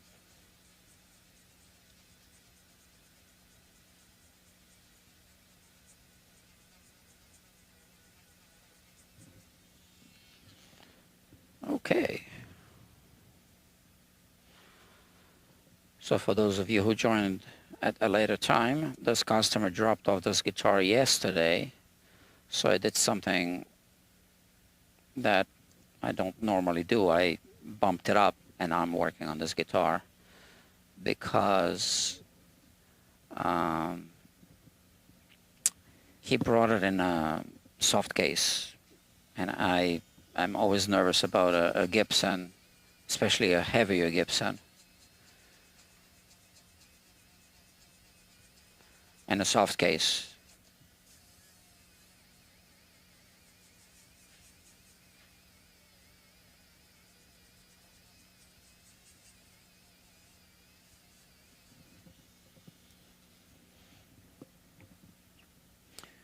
And he did say that he would pick up whichever guitar was ready first.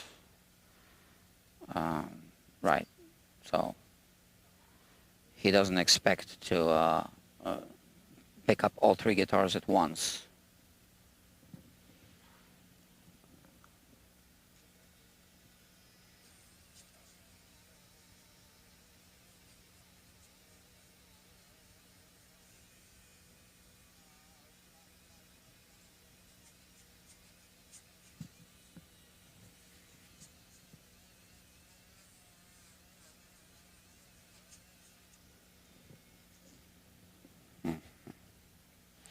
One more fret, and we're done with this part of the procedure. But we're not done yet.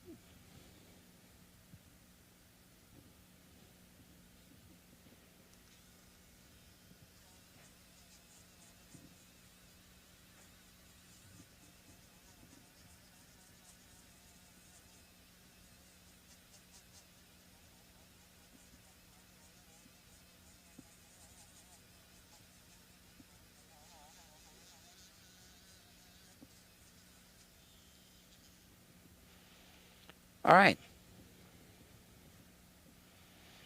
Let's have a look at the frets.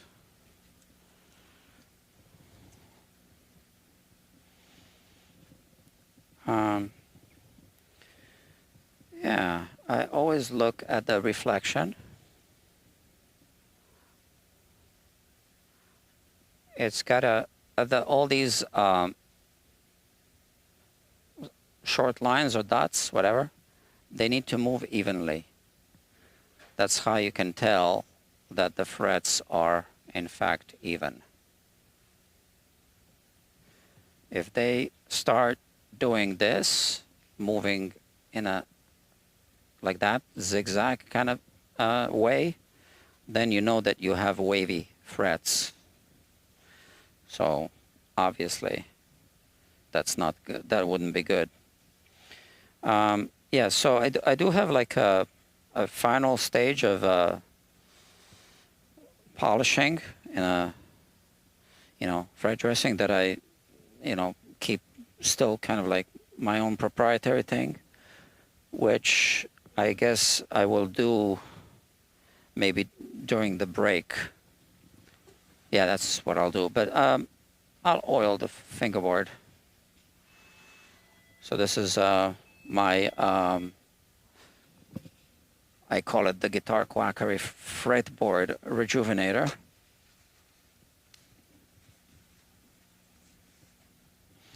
And I think you know that it's coconut oil. I just mentioned it before. Just a little bit. Okay, and yeah, okay. So it's got these block inlays. Obviously, that's not going to absorb any of it.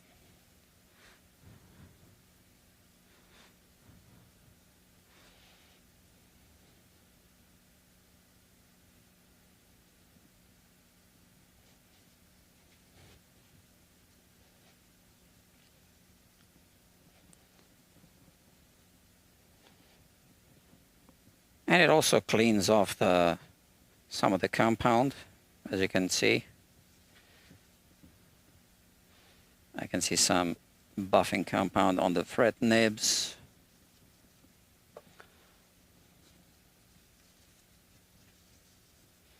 Oh, I didn't spread it here.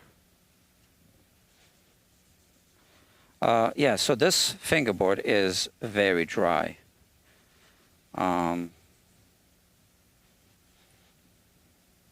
I might do it in more than one pass. You never want to overdo it with oil, because oil isn't water. It does not evaporate like water.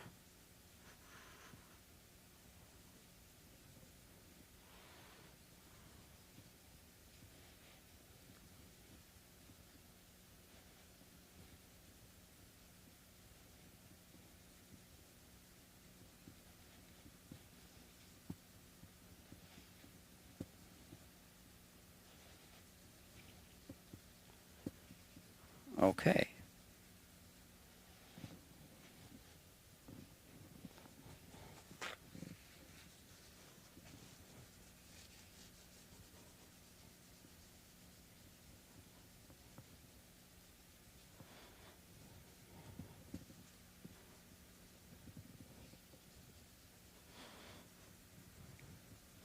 Let's see.